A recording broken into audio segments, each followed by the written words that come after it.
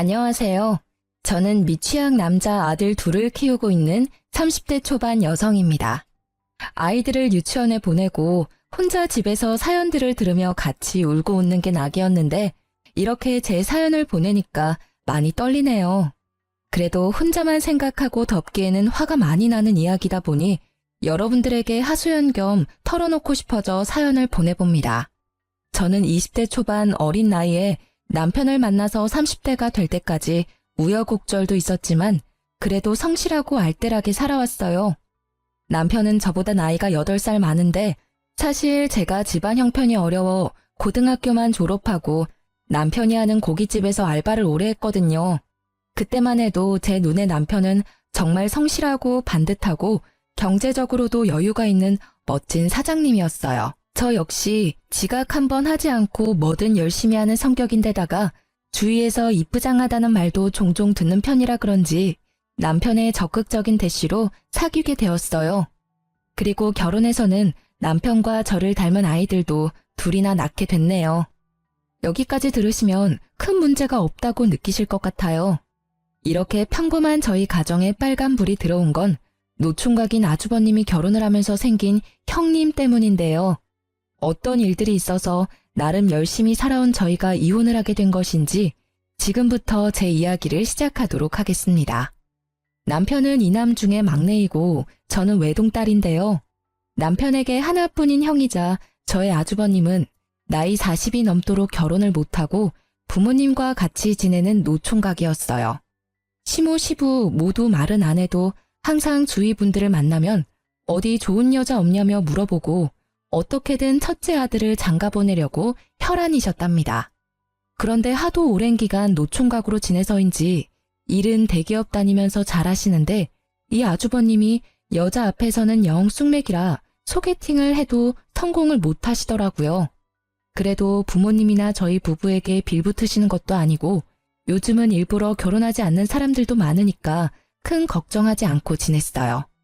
그러던 어느 날 갑자기 아주버님이 결혼을 하겠다고 집에 여자를 데리고 오신 겁니다. 그것도 저랑 동갑인 젊고 이쁜 여자를요. 심지어 명문대 나와서 같은 대기업 연구원으로 같이 일하고 있다니까 갑자기 아주버님이 확 달라 보이던 거 있죠. 처음에는 일하느라 꾸밀 줄도 모르고 어리숙하게 다니는 아주버님에 비해 너무 예쁘고 세련된 모습이라서 혹시 사기당하는 거 아닌가 싶은 생각이 들 정도였는데요. 그런데 진짜 불같은 사랑에 빠지셨는지 연애한다고 집에 데려온 지 6개월도 안 돼서 결혼까지 팍팍 진행이 되는 겁니다. 그러다 보니 정말 우리 아주버님이 드디어 노총각 딱지 떼고 장가를 가시는구나 싶으면서 형님이 반갑게 느껴지기도 했어요. 솔직히 남편 집안이 좀 보수적인데 저는 나이가 어리기도 했고 어린 나이에 혼수 예단도 하나 못하고 시집을 왔기 때문에 신혼 초에 기가 죽어서 작은 일에도 눈치를 보면서 지냈거든요. 그래도 시간이 약이라고 아이들을 둘씩이나 낳고 나니 이제는 시부 시모 눈치도 안 보고 할 말도 좀 하고 그랬어요. 물론 여러분들이 보시기에는 여전히 소심한 모습이었겠지만요. 어쨌든 희한하게 제가 먼저 이 집에 시집을 온 사람이고 이제 새로운 사람이 집에 들어오는 거고 저처럼 눈치 볼 수도 있으니 잘 적응하고 지낼 수 있게 도와주고 싶은 마음이 생기더라고요. 남편한테도 괜히 이상한 말 꺼내서 눈치 주거나 장난치지 말라는 오지랖 쩌는 말까지 할 정도였어요. 그렇게 저 혼자 상상 형님 맞이를 하고 있던 중에 상견례 날이 됐습니다. 아주버님과 형님 둘 다 대기업에 다녀서 돈을 잘 벌어 그런지 근사한 호텔 룸식당을 잡아뒀길래 신기해하며 들어갔어요. 저희 가족이 제일 먼저 도착해서 주위를 둘러보며 기다리는데 진짜 생화랑 도자기 같은 걸로 된 장식품들이 엄청 많고 조명이며 테이블 의자며 돈 냄새가 확 나더라고요. 아이들이 한창 뛰어다니며 노는 시기인데 하나라도 만져서 깨트리면 큰일 나겠다 싶어 식은땀이 줄줄 났어요. 그렇게 하지마 앉아 소리를 반복하면서 난리치고 있으니 시부 시모와 아주버님이 들어오고 연이어 형님네 가족들이 들어오면서 식사가 시작됐습니다. 형님 부모님은 지방에서 부동산 임대업을 한다더라고요. 아주버님처럼 성실하고 든든한 사위를 얻게 돼서 너무 기쁘다면서 웃는데 시모 시부 얼굴이 그렇게 화난 건 처음 봤습니다. 형님도 따로 메이크업과 헤어를 받고 왔는지 이날따라 너무 예뻤어요. 원래도 화려한 얼굴인데 옷도 트위드 투피스로 곱게 차려입으니 제가 봐도 연예인 저리 가라 할 정도로 세련됐더라고요. 저도 격식 갖추는 자리니까 나름 화장하고 꾸미고 갔는데 비교할 수 없이 화려한 형님을 보니 조금 주눅이 들었습니다. 게다가 한창 신혼집이니 예물이니 상견례 자리에서 할 만한 말들이 오고 가길래 저도 모르게 귀를 기울이게 됐는데요. 구두쇠 시모 시부가 귀한 딸 며느리로 보내주시고 형님에게도 우리 집에 시집와줘서 너무 고맙다며 예물은 자기들이 꼭 좋은 걸로 해주고 싶다고 하는 겁니다. 순간 듣는데 뭔가 가슴이 찌릿하더라고요. 그도 그럴 것이 저희 부부가 결혼할 때만 해도 제가 고졸에 친정도 못 산다는 이유로 무조건 간단하게 다 생략하고 넘어갔기 때문에 상견례도 동네 한식집에서 대충 하고 넘어갔거든요. 예물도 너희 알아서 하라고 해서 남편이랑 저랑 18K 결혼 반지 하나만 딱 맞춘 게 다였어요. 물론 다 부부 형편에 맞춰서 하는 거라지만 저랑 동갑인 형님이 이렇게 다르게 결혼을 시작하는 걸 보니 마음이 편하진 않더라고요. 이 와중에 에피타이저부터 시작해서 값비싼 어패류, 갑각류, 보양식까지 주르르 코스로 들어오는데 밥 안 먹고 놀겠다고 자꾸 자리에서 일어나는 아이들을 붙잡고 있자니 음식이 코로 들어가는지 입으로 들어가는지 모를 것 같았습니다. 이 와중에 남편은 강 건너 불구경하면서 시모시부랑 같이 하하호호 아주버님과 형님을 칭찬하면서 웃고 있는데 섬에 혼자 남겨진 것처럼 갑자기 마음이 너무 외롭더라고요. 그래도 이날은 아주버님과 형님이 주인공인 상견례 자리니 신경 쓰지 말고 밥이나 먹고 가자는 마음으로 웃으며 있었는데요. 이런 제 마음을 아는지 모르는지 이 형님이 자꾸 말을 거는 겁니다. 말씀 많이 들었어요. 재수씨가 있는데 너무 착하고 아이들도 잘 키우고 잘 사신다고요. 저랑 나이가 같다고 들었는데 제가 뭐라 불러야 할지. 아이고, 나이가 무슨 상관이야. 네가 손윗 사람인데. 아가, 네가 동서라고 부르고 둘째 너는 형님이라고 부르면 된다. 알겠지? 친하게 지내는 것도 좋지만 동갑이라고 예의에 어긋나면 안 된다.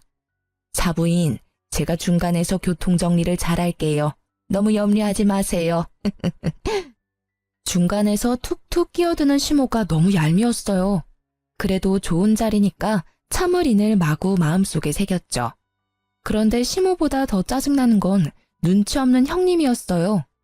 아주버님한테 못 들은 건지 뭔지 자꾸 고졸인 저한테 무슨 과였냐고 물어보질 않나, 어디서 많이 본 얼굴이라고 자기 친구가 다닌 학교 혹시 나오지 않았냐고 물어보질 않나. 그냥 슬슬 넘어가려고 했는데 굳이 꼬치꼬치 따져서 제 입에서 결국 고졸이라는 말이 나오게 하는 겁니다. 아, 죄송해요. 제가 실례를 했네요. 요즘 워낙 다들 대학 나오니까 당연히 동서도 나왔을 거라 생각을 했어요. 제가 생각이 짧았어요. 사과드릴게요.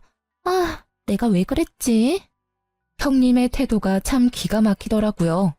좋은 말도 한두 번이지 계속 사과를 하니까 제가 고졸이라는 게 뭔가 큰 잘못을 한 것 같은 거예요. 이 기분이 말로 표현이 안 되는데 그 상황은 그랬습니다. 살면서 제가 고졸이라는 것에 대해 큰 불편함이나 부끄러움은 없었어요. 제가 대학교를 가지 않았다고 해서 열심히 살지 않은 건 아니니까요. 그런데 형님 반응도 너무 웃기고 시부, 시모 다 있고 형님 부모님까지 있는 데서 이렇게 제 학력이 화두에 오르는 건 아니라는 생각이 들었죠. 그래서 남편한테 중간에서 중재 좀 하라고 눈치를 줬는데 들은 척도 안 하고 밥만 먹고 허허 웃고 있는 거예요. 순간 얼마나 짜증이 나던지 명문대 나온 형님이랑 고졸인 제가 동갑이라는 이유만으로 이렇게 묶여서 마음이 불편해지는 게 진짜 너무 싫고 화가 났어요. 그렇게 찝찝한 마음으로 집에 와서 아이들을 재우고 한숨 돌리는데 상견례 일이 자꾸 생각나면서 울컥하더라고요. 그래서 남편한테 얘기 좀 하자며 맥주 한 캔을 땄습니다. 여보, 오늘 어땠어? 아주버님이랑 형님 상견례 말이야. 어떠긴 뭐가 어때? 사돈 뗄 분들 인상도 좋은 것 같고 지방에서 그 정도 사업할 규모면 돈도 좀 있는 것 같고 우리 형 이제 인생 좀 피나 잘됐다 이런 생각 들지. 나는 오늘 너무 짜증났어. 알아? 나 혼자 애들 둘 데리고 낑낑대면서 밥도 잘 못 먹고 난리인데 당신은 혼자 밥 잘 먹고 웃고 떠들고 행복해 보이더라. 그리고 그 여자 아주버님이 말해서 뻔히 아는 거 아니야? 나 고졸인 거. 거기서 내 얘기가 왜 주가 되는 건데. 너무 웃기지 않아? 아, 몰랐겠지. 당신 이렇게 민감하게 구는 거 자격지심이야. 그리고 누가 밥 먹지 말랬어? 그러니까 내가 애들 장모님한테 맡기고 가졌잖아. 자기가 꾸역꾸역 애들 데리고 가놓고는 왜 나한테 그래? 맨날 무보수로 우리 엄마한테 애 맡기는데 미안하지도 않아 당신은? 내가 용돈 좀 드리자니까 당신이 한사코 말렸잖아. 엄마 허리도 아프고 손목도 아프고 애들 보느라 안 아픈 데가 없대. 우리 엄마 아빠도 그렇거든? 나이 들면 다 그래. 화가 나서 남편한테 상견례 때 짜증났던 일들을 말하다 보니까 평소에 남편에게 쌓였던 불만들이 같이 터졌어요. 남편이랑 고깃집을 같이 보느라 아이들 둘을 친정엄마가 자주 봐주셨는데 남편이 워낙 짠돌이라 눈치를 주는 탓에 용돈 한 푼 맘 편하게 챙겨드리지 못해 죄송했거든요. 그러다 보니 순간 나도 이렇게 살아서는 안 되겠다 싶고 형님처럼 대기업에 취직하지는 못하더라도 경제적으로 자립을 좀 해야겠다는 생각이 들었습니다. 그래서 학교 다닐 때부터 관심은 많았지만 형편 때문에 못했고 결혼해서는 아이들을 키우느라 미뤄두었던 파티쉐 공부를 해야겠다고 선언을 해버렸죠. 제 말에 남편은 쓸데없는 데 돈 쓰지 말고 가게 일이나 더 열심히 하라고 했지만 자극받은 저를 말릴 순 없었습니다. 평소에 아이들 등원시키고 가게 나가기 전에 쉬던 오전 시간에 학원을 다니면서 저도 제 삶을 좀 열심히 꾸려보기로 했어요. 시간이 흘러 어느 날 명절이었습니다. 형님은 일이 있어서 당일에 온다면서 저보고는 전날에 와서 음식할 리스트를 알려주더라고요. 너무 익숙한 일이라 애들 데리고 또 가서 낑낑대며 요리를 했어요. 그래도 첫 명절이라 형님이랑 아주버님이 선물을 많이 사왔더라고요. 얼핏 봐도 명품 쇼핑백들이 한가득이라 돈 꽤나 썼네 싶었습니다. 원래 아주버님은 명품의 명자도 모르는데 형님 취향이 잔뜩 반영된 선물이구나 생각이 들었죠. 그렇게 제가 만든 음식으로 올린 다과상을 받아들고 가족들이 모여서 오손도손 이야기를 나누더라고요. 그것까지는 아무 상관이 없었는데 형님이 가족들에게 선물을 하나하나 나눠주면서 현타가 세게 왔습니다. 이상하게 제게 주는 가방이 제일 크더라고요. 시모랑 시부가 그걸 보고 너무 돈 많이 쓴 거 아니냐면서 걱정할 정도였고 저도 뭔가 싶어 조금 설렜어요. 그런데 선물의 정체를 알고 진짜 찝찝한 마음이 들더라고요. 형님이 조심스럽게 꺼낸 건 중고 명품 가방이었는데요. 다른 가족들에게는 홍삼이니 보약이니 명품 가방에 스카프를 줘놓고 저한테는 자기가 몇 번 안 뜬 거라면서 중고 가방을 준 거였습니다. 물론 저도 압니다. 명품은 중고라도 값어치 있다는 거. 그런데 잘 모르는 제가 봐도 손잡이며 바닥이며 흠집도 많고 떼탄 부분도 많아서 가치가 없겠더라고요. 아무리 좋은 거라고 해도 남이 쓰던 거라면 찝찝해하는 게 제 성격인데 상태도 완전 좋은 게 아니니까 싫었어요. 그래서 선뜻 받지를 않고 있으니까 형님이 눈치를 채더라고요. 아, 동서랑 잘 어울릴 것 같아서 들고 온 건데 제가 진짜 몇 번 안 쓴 거예요. 싫으세요? 제 스타일이 아니라서. 아니에요, 형수님. 이 사람이 명품 볼 줄 몰라서 그래요. 이거 딱 봐도 몇백 하는 거잖아요. 고마워요. 잘 쓸게요. 당신은 명품인데 무슨 스타일을 따지고 그래. 잘 알지도 못하면서. 왜 그래? 나는 취향도 없어. 형님, 마음은 감사한데 제가 쓸 일이 잘 없을 것 같아서 그래요. 감사히 받은 걸로 할게요. 둘째, 그만해라. 애써 신경 써준 사람 무한하게 받지도 않고 뭘 받은 걸로 한다 그러니? 그리고 헝거 줬다고 그러는 것 같은데 첫째가 나한테 미리 물어봤어. 그래서 내가 너는 알뜰해서 괜히 비싼 거 새 거 주면 부담스러워서 싫어한다고. 그냥 쓰던 거 헝거 줘도 된다고 내가 그랬다. 괜히 오해하고 그러지 말어. 아니 어머님, 저 오해 안 해요. 그런데 제가 무슨 헝거를 좋아해요? 저 알뜰한 건 맞는데 새 것도 좋아해요. 왜 그런 말씀을 하셨어요? 진짜 얼척이 없더라고요. 이야기가 커지니까 중간에서 아주버님이 당황해서 가방을 주섬주섬 들어 챙기는데 괜히 죄송하기까지 했어요. 형님은 또 계속 저한테 죄송하다고 그러는데 저만 또 중간에서 쓸데없이 예민한 사람 된 것 같고 다른 가족들 보기에도 민망해서 못 앉아 있겠더라고요. 그래서 가방 주시라고 잘 쓰겠다고 하고 받아뒀어요. 그래도 마음이 답답해서 잠시 바람 좀 쐬고 오겠다면서 아이들을 데리고 근처 놀이터에 가서 좀 놀아주고 왔는데요. 저보고 헝거 좋아하니까 헝거 주라고 말했다는 심호도 화났지만 그 상황에서 대놓고 저에게 면박을 주던 남편이 더 짜증났습니다. 생각해보면 제가 알뜰하게 살게 된 것도 항상 없는 형편이니 아껴 써라 말하면서 저를 옥죄던 남편과 시댁 때문이었거든요. 그렇게 최저가 검색하면서 아끼고 살아야 되는 건가 보다. 친정이 못 사는 건 안 아끼고 살아서 그런 건가 보다. 어느새 이런 생각을 하면서 제 스스로를 구두쇠로 만들고 있었던 거였죠. 그렇게 10년 가까이 살다 보니까 저는 새 거 말고 헝거 좋아하는 사람이 되어 있는 게 너무 어이없지 않나요? 그러면서 정작 자기들은 새 걸로 다 선물을 받고 이 집에서 저만 헝가방을 선물 받는다는 건데 아이러니 하더라고요. 그래도 어쩌겠나 내가 선택한 결혼인데 싶어 마음을 추스렸어요. 그런데 짜증나는 일은 여기서 끝이 아니더라고요. 한동안 아이들이랑 시간을 보내고 다시 시댁으로 들어갔더니 아주버님네가 일 때문에 먼저 간다며 현관을 나서고 있었어요. 형님은 저를 보고 거듭 미안하다며 인사를 하는데 오히려 분위기를 깬 것 같아 제가 미안했다고 인사치레를 했습니다. 그러다 우연히 손을 보는데 홍삼 세트가 들려있는 겁니다. 시모가 명절에 집으로 돌아갈 때마다 선물을 줬기 때문에 이번에는 홍삼 선물이구나. 우리도 저거 받겠네 생각했어요. 그러면서 맨날 돈 아낀다고 싼 거 찾으시는 분이 웬일로 거금 투자해서 저런 걸 다 챙겨주시네 의아하기도 했어요. 그런데 아주버님네가 집으로 돌아간 이후에 남편과 아이들이랑 저녁까지 먹고 일어나는 저에게 시모가 대뜸 치약 세트를 주는 겁니다. 순간 이게 뭐지? 싶어서 쳐다보고 있으니 시모가 입을 열었어요. 너 또 이상한 생각하는 거 아니지? 내가 다 생각해서 주는 거야.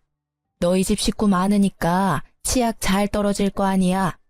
첫째 내는 머리 써서 일하다 보면 밥도 잘 챙겨 먹지 못하고 건강 걱정돼서 홍삼 줬다. 그러니까 또 질투하고 그러지 말라고. 제가 느끼는 이 찝찝하고 속상한 느낌이 고작 질투라니 이해할 수 없었지만 더 크게 일을 만들고 싶지 않았어요.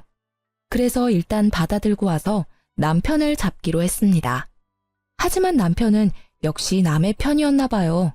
제가 아무리 대놓고 우리를 차별하는 거 아니냐고 속상하다 말해도 오히려 동서는 노총각 형을 데리고 간 귀한 사람이니 자기 엄마가 그렇게 부둥부둥 해줄만 하다면서 저보고 더 오래 시모랑 살아봤으니 무조건 이해를 하라는 겁니다. 그런데 생각해보면 저희도 그냥 마냥 노는 백수가 아니잖아요. 열심히 고깃집 운영하면서 얼마나 힘쓸 일이 많은데 누구는 홍삼 주고 누구는 치약 세트라니. 솔직히 시모가 예물 챙겨주고 신혼집도 무리해서 노후자금 당겨 큰 평수로 매매해주고 땅까지 형님네 주기로 약속했다는 이런 시시콜콜한 이야기는 저도 들어서 다 알고 있는 공공연한 비밀이었어요. 그래도 문제 삼지 않았던 건 남편이 말하는 대로 노총각 아주버님과 결혼해서 행복하게 살면 그만이라고 생각을 했기 때문인데 소소하게 저와 형님을 차별하고 질투한다고 여기게끔 만드는 상황들이 자꾸 벌어지니까 신경이 곤두서더라고요. 말이라도 한마디 따뜻하게 다독여주고 솔직히 말해줬다면 이렇게까지 속상한 마음이 들지는 않았을지 모르겠어요. 그래도 형님보다 10년 가까이 더 오래 살아온 가족이라고 생각을 했는데 이건 진짜 푸대접도 이런 푸대접이 없는 것 같았죠. 그런데 남편이란 놈도 제 입장은 하나도 생각 안 해주고 무조건적인 이해만 강요하고 있으니 욱하는 마음이 생겼습니다. 안 되겠다. 어머니가 나보다 더 알뜰하시잖아. 나 형님이 준 명품 가방 이거 어머니 드릴래. 무슨 소리야? 그걸 왜 엄마 줘? 너 쓰라고 준 거잖아. 이상한 소리 하고 있어. 주기만 해 진짜. 남편이 말리든 말든 제 귀에 들리지 않았어요.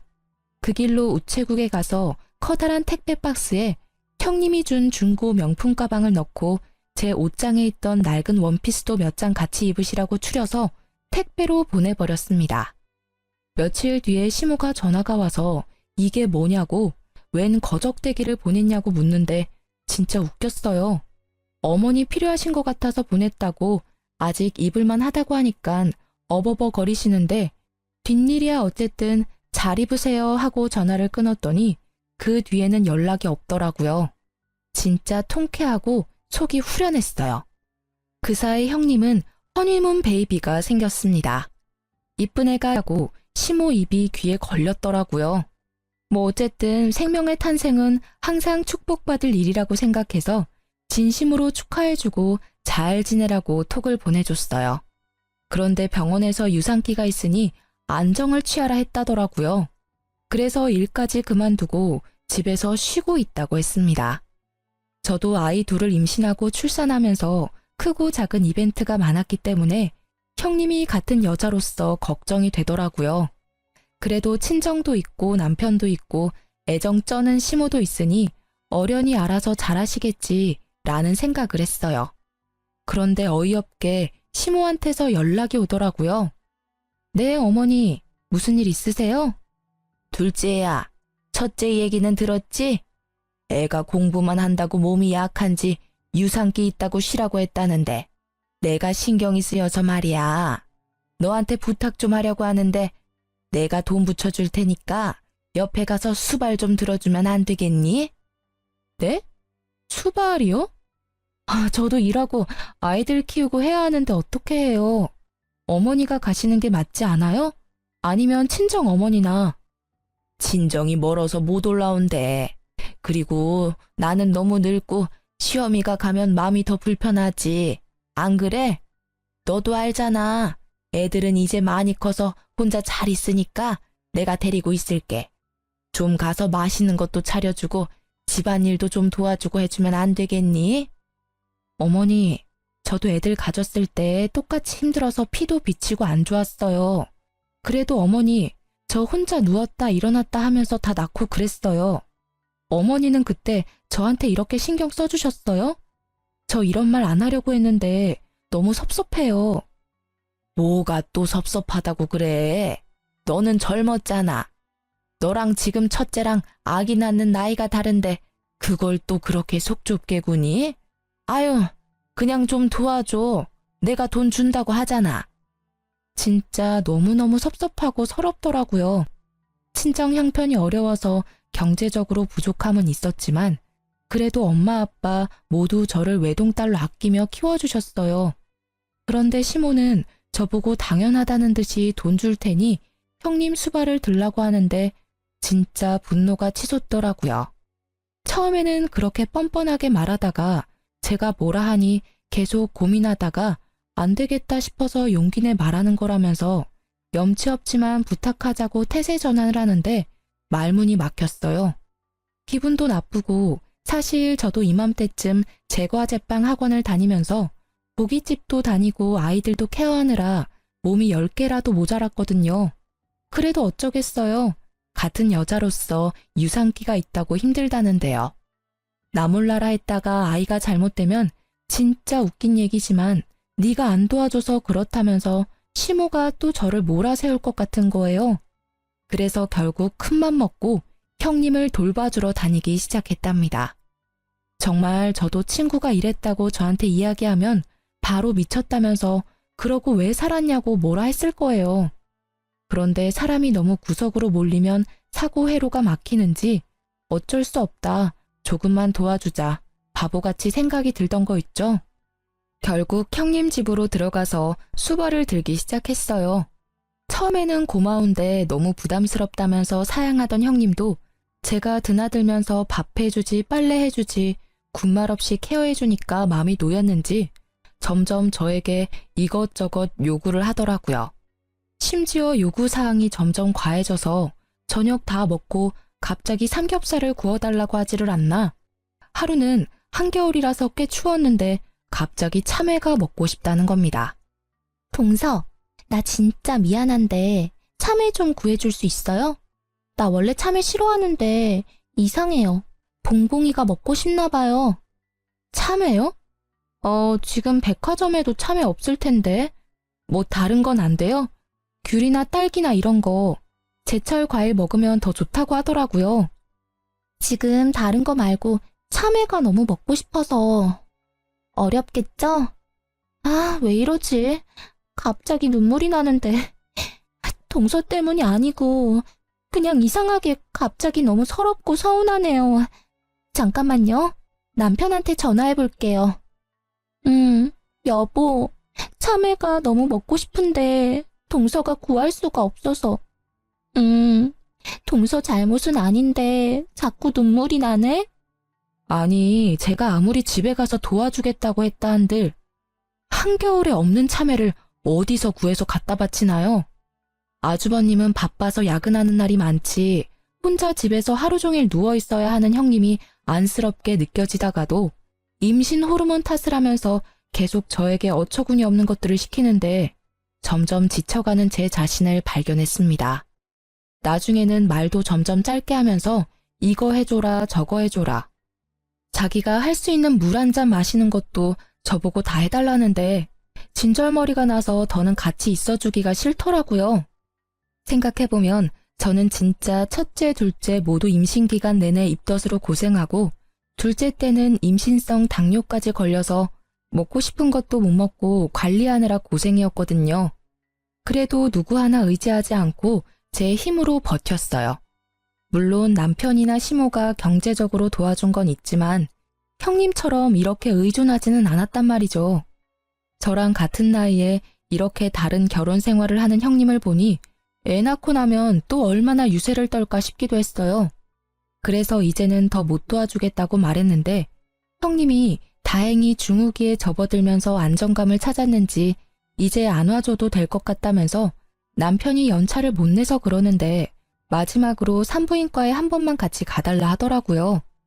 병원 한 번 같이 가주는 것쯤이야 식은 죽 먹기라 어려운 것도 없어서 바로 운전해서 같이 가줬습니다. 그런데 이곳에서 아주 이상한 여자를 만났어요. 어머, 언니 맞지? 이게 웬일이야? 여기서 언니를 다 만나네. 진짜 세상 좁다 좁아. 왜 연락을 끊고 지냈어? 나 모르겠어? 누구신지 처음 뵙는데요. 저 진료가 있어서 그럼. 형님을 보고 엄청 반갑게 인사를 하는 여자를 만났는데 얼굴을 보자마자 형님이 허옇게 질려서 자리를 피하는 겁니다. 진료실에 허겁지겁 들어가는 형님을 보면서 여자가 계속 이상하다 맞는데 하고 중얼거리더라고요. 느낌이 쎄해서 모르는 척 하려다가 여자에게 물어봤어요. 혹시 저희 형님을 아세요? 어떻게 아시는 거예요? 아, 예전에 제가 같이 일했던 언니랑 너무 닮아서요. 본인이 아니라니까 아닌 것 같기도 한데. 그런데 목소리까지 너무 닮았는데 신기하네요. 사람이 이렇게까지 똑같이 생길 수가 있나? 그래요? 혹시 명문대 나오셨어요? 아니면 땡땡전자 다니세요? 아니요. 아, 저분은 명문대 나와서 땡땡전자 다니시나 봐요. 에이, 그럼 제가 아는 사람은 절대 아니겠네요. 사람 잘못 봤나 봐요. 저 아는 사람은 그런데 다닐 위인이 아니거든요. 천천히 일해서 돈 버는 건 절대 못해요. 한 번에 확 당겨야지. 제가 초면에 별 얘기를 다 하네요. 그럼 안녕히 가세요. 1, 2분 정도의 짧은 대화였지만 제 뇌리에 그 여자가 확 박혔어요. 여자의 감이라는 거 다들 공감하시죠? 형님이 자기가 아는 사람이 아닐 거라 얘기는 하는데 눈빛이며 손짓이며 형님이 들어간 진료실을 빤히 바라보며 웃는 그 여자의 얼굴에는 뭔가 무언의 확신이 있었어요. 진료실을 나온 형님도 주위를 두리번거리며 아까 그 여자는 갔냐면서 재차 묻더라고요. 아는 사람도 아닌데 왜 그렇게 신경을 쓰냐니까 요즘 하도 세상이 흉흉해서 찝찝해서 그런다고 웃어넘기는데 살짝 떨리는 입꼬리가 너무 이상했습니다. 그렇게 집으로 돌아왔는데 아이들이랑 밥을 먹을 때에도 제과제빵 학원에서 수업을 배울 때에도 고깃집 일을 도와줄 때에도 계속 그 여자의 웃는 얼굴이 머릿속에 떠올라 일이 손에 안 잡혔어요. 잘 사는 아주버님을 생각하면 그러지 말아야 하는데 자꾸 확인을 한번 제대로 해보고 싶더라고요. 그래서 제가 아는 인맥을 총동원해서 형님의 뒤를 캐봤습니다. 그런데 결과가 아주 충격적이었어요. 아주버님과 같은 대기업 연구원이라고 했던 형님은 사실 대기업에 들어간 적은 있지만 서류를 조작한 이력서를 내서 입사 2주 만에 쫓겨나고 명문대도 중퇴였더라고요. 심지어 과거 SNS 기록을 뒤지니 대학교 다닐 때 스폰을 받은 이력도 있는 꽃뱀이나 다를 바 없었습니다. 이제야 인사한 지 6개월 만에 번갯불에 콩 구워 먹듯이 빨리 진행된 결혼이 이해 갔습니다. 오래 질질 끌었다가는 시모시부기에 진실이 들어갈까 두려웠던 거겠죠. 사실을 알게 된 이상 저는 가만히 있을 수가 없었어요. 저 혼자 감당하기는 힘들어서 남편에게 바로 털어놨죠. 그랬더니 들은 척도 안 하면서 TV나 영화를 너무 많이 본 거 아니냐고, 정신에 병이 있는 거 아니냐면서 저를 타박하는 겁니다. 물론 그럴 수 있다. 나도 믿기지 않는다. 그런데 사실이다. 이거 우리만 알고 덮으면 시모시부 농락하는 것밖에 안 된다고 말씀드려야 한다고 해도 자기 형수 모함하지 말라고 화를 벌컥 내더라고요. 그래서 바로 시모에게 전화해서 사실을 알렸습니다. 나서지 말까 싶기도 했지만 정황상 아주버님은 사실을 모르고 결혼하셨으니까 가족이라면 모른 척해서는 안 되고 그럴 수도 없었어요. 그런데 시모는 제 이야기를 듣더니 남편과 똑같이 제가 질투에 눈이 멀어 제정신이 아니라면서 결정적 증거를 들고 오라고 고래고래 소리를 지르는 겁니다. 제가 100번 양보해서 형님을 질투하고 미워했다면 그렇게 임신해서 힘들어하는 형님에게 가서 수발을 들었을까요? 일부러라도 그런 말이 듣기 싫어서 짜증나고 화가 나도 꾹 참고 형님 앞에서는 티내지 않고 잘 지내려고 했습니다. 그런데 저만 갈수록 이상한 사람이 되니까 너무 답답했어요. 그래도 다들 이렇게까지 진실이 아니라고 하니 그래, 나도 모르겠다, 눈 감아 버리자 하는 마음도 들더라고요. 내가 진짜 아주버님 친동생도 아니고 꽃뱀한테 털리면 자기들만 손해지 내가 손해인가? 내 아이들한테 피해만 없으면 돼 마음을 꾹 참아보기로 한 거죠. 10달 채워 아기를 낳았습니다. 저는 그동안 얼굴을 보면 못 참을 것 같아서 일부러 시댁이랑 왕래하지 않고 지냈는데요. 남편이랑도 대면대면해져서 아이들이 없으면 말 한마디 하지 않고 지나가는 날이 많았어요. 정말 제가 뭘 잘못한 것도 아닌데 별나고 이상한 사람 취급을 하니까 저도 마음이 많이 상해서 아이들만 보고 지냈던 것 같아요. 그래도 아이를 낳았다니까 가만히 있기는 어렵더라고요. 이혼한 사이도 아닌데 가족이 출산을 했으니 축하한다고 이야기는 해주고 선물이라도 해줘야 하는 거잖아요.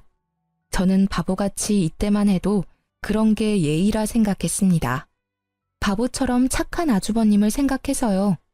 그래서 100일 잔치를 한다기에 예쁜 옷도 사서 포장하고 빠듯한 형편이지만 돈까지 뽑아서 봉투에 넣어뒀어요. 당연히 가족들을 모아서 하는 100일 잔치인데 남편이랑 아이들도 가길래 저는 당연히 간다고 생각했어요. 그런데 제가 준비를 마치고 아이들과 남편 차에 타려는데 남편이 정색하면서 같이 가려고? 떨떠름하게 묻는 겁니다. 무슨 소리야? 나도 가야지. 난 가족 아니야? 아니, 그게 아니라 솔직히 당신 형수님 별로 안 좋아하잖아. 그런데 괜히 좋은 날 가서 깽판이라도 치면 나도 더는 당신 실드 쳐주기 힘들어. 그냥 집에 있어. 당신 무슨 소리야? 내가 무슨 깽판을 친다고 그래? 나 아무 말도 하지 말래서 몇 달 동안 가만히 있었잖아. 그런데 내가 무슨 시한폭탄도 아니고 왜 나를 못 잡아먹어서 그래? 그렇게 무서우면 무서울 일 하지 말고 살았어야지. 지금 나를 이렇게 몰아세우는 게 맞는 거야? 아, 당신 요즘 너무 이상해졌어. 제정신 아닌 것 같다고. 솔직히 애들 당신이랑 같이 생활하는 것도 안 좋은 영향 줄까봐 너무너무 걱정될 정도야. 알아? 그냥 오지 말고 집에서 잠이나 자. 정말 제 말은 하나도 듣지 않고 믿지 않는 남편에게 실망했습니다. 그러면서 저를 무슨 정신병자 취급을 하는데 내가 왜 이렇게 살아야 하나 화가 치솟더라고요. 그래서 진짜 미친년이 뭔지 보여주기로 했습니다. 당신들이 그렇게 원하는 결정적 증거 내가 꼭 찾아줄게. 기다려. 뭔 소리야 또. 아휴, 아무튼 집에 있어라. 우린 간다. 가자 얘들아. 엄마가 머리가 많이 아프대. 병원 가야 돼 병원. 아휴. 남편이랑 아이들을 형님네 아기 100일 잔치에 보내고 바로 집에 돌아와 예전에 받았던 형님 관련 자료를 뒤졌어요. SNS를 타고 들어가서 형님의 옛날 친구를 찾았습니다. 딱 봐도 하류계 쪽에서 일하는 것 같았는데 몇 달 전에도 연락할까 말까 하다가 아주버님 생각해서 참았거든요. 그런데 나만 병자로 몰아가는 남편과 시모를 보니 너무 빡쳐서 더는 참을 수가 없겠더라고요. SNS 메시지를 남기니 생각보다 빨리 답이 왔어요. 알고 보니 형님은 과거의 친구나 지인 남편, 지인 남친들을 꼬셔서 사기치고 돈까지 뜯은 후에 잠수 타는 게 특기였더라고요. 자기도 당했다면서 그때 파혼하고 남자 기피증이 생겨서 아직 이렇게 사는데 그녀는 결혼해서 애까지 낳았냐는 겁니다. 그날 밤 집으로 돌아온 남편에게 이게 결정적 증거 아니냐면서 메신저를 하나씩 보여줬는데 반응은 여전히 차가웠어요. 이런 게 다 사기야 사기. 왜 모르는 사람 말을 더 신뢰해? 형수님 우리 이제 가족이잖아. 언제까지 이렇게 질투할 거야? 나 질투 아니야. 너무 억울해. 여기 봐. 형님 얼굴 사진이잖아. 형님 이야기 맞는데 왜 나보고만 아니라고 해? 난 안 믿어. 못 믿어. 제발 그만 좀 해. 진짜 확 정신병원 보내버리기 전에. 뭐라고? 형수님은 자기가 임신했을 때 도와주러 와서 옷도 많이 두고 갔다면서 하나도 안 버리고 모아뒀다고 오히려 세탁 못해서 미안하다더라. 자기가 그때 와서 많이 도와줬다고 평생 못 잊을 거래. 어떻게 이런 사람을 그렇게 모함하고 헐뜯어? 남편의 뒷말은 하나도 들리지 않고 정신병원 보내버린다는 말이 가슴에 비수가 돼서 꽂혔어요. 어떻게 자기 아내 말은 하나도 믿어주지 않고 듣기 싫고 일 만들기 싫다는 이유로 병원에 보내버린다고 큰 소리를 칠 수 있는지 남편에게 온갖 정이 떨어지더라고요. 더는 같이 살기가 싫었고 이렇게 제가 애먼 사람 헐뜯고 모함하는 사람으로 아이들 기억에 남기 싫었습니다. 그래서 내가 잘못했다면서 반성하겠다고 거짓으로 말하고 기다렸다가 시댁의 아주버님과 형님 그리고 저희 식구가 다 모여 밥 먹는 날에 맞춰 SNS 속 형님 친구에게 주소를 알려줬어요. 언제든 복수해주겠다면서 자기한테 소재지만 좀 말해달라고. 깜빵 가도 되니까 그년 가만 안 두겠다고 벼르던 여자였어요. 화기애애한 분위기에서 밥을 먹고 있는데 시간 맞춰 여자가 왔습니다. 누구세요? 야 이년아, 여기 숨어 있었어? 내 인생 나락 보내버리고 너 혼자 이렇게 평생 잘 살 수 있을 거라 생각했니? 내 남편이랑 천년만년 살 줄 알았더니 이렇게 또 호구 한 명 잡았어? 내 돈 내놔, 내 돈! 그러자 여자가 엄청난 힘으로 문을 열고 형님의 머리채를 잡아 끌었습니다. 벙찐 아주버님을 뒤로 하고 시모가 형님을 보호했어요. 그러자 그 여자가 시모 머리채까지 끌어서 내던지고 형님 뺨을 세차게 연거푸 때리더라고요. 남편이랑 시부가 놀라서 여자들을 뜯어 말리는데 도저히 힘에 부치자 저보고 멍청하게 가만히 서 있지 말고 112에 신고하라면서 저러다 형님 죽겠다면서 뭐라 하는 거예요. 그 소리를 듣는데 아휴 진짜 피가 거꾸로 솟는 기분이었습니다. 그래서 바로 가방 속에서 유전자 검사지를 꺼내서 던졌어요. 진짜 멍청한 건 니들이야. 꽃뱀한테 속아서 허우적거리는 거 내가 가족이라고 그래도 알아야 한다고 그러니까 뭐? 사람 정신병자 취급해놓고 결정적 증거를 가져와. 그래서 가져왔어 결정적 증거. 어디 한번 천천히들 살펴보시던가요. 뭐라는 거야 지금. 당신 진짜 미쳤구나. 이 여자가 그러더라고. 형님한테 쌓인 게 너무너무 많대. 자기가 깜빵 간다고 유전자 검사까지 다 도와줬어. 가족보다 낫지 않니? 내가 질투를 한다고? 내가 모함을 한다고? 나는 호구 잡힌 가족에서 빠질게. 이혼해. 너무 화가 나서 사실 형님 아기 봐줄 때 몰래 친자 검사를 의뢰했는데 어이없게 아주버님과 아기가 친자가 아니더라고요. 이런 상황에서 끝까지 내 말을 믿기는커녕 듣지도 않고 형님만을 위하며 감싸고돈 남편과 시댁에 이혼을 통보했어요. 남편은 끝까지 미쳤다면서 정신병자라고 하고 아주버님은 검사지 읽으면서 오열하고 시모는 충격에 뒷목을 잡고 쓰러지는 걸 보고 집을 나왔습니다. 그렇게 저는 우여곡절 끝에 이혼을 하게 됐습니다. 아이들이 이 모든 상황을 지켜본 건 정말 마음 아팠어요. 하지만 하나뿐인 아빠가 엄마에게 정신병원에 보내겠다면서 으름장 놓는 가정에서 지내는 것보다는 낫다고 생각합니다. 이혼하고 이 모든 일에 책임을 물어 남편은 집을 주고 양육비를 저와 아이들에게 보내주고 있어요.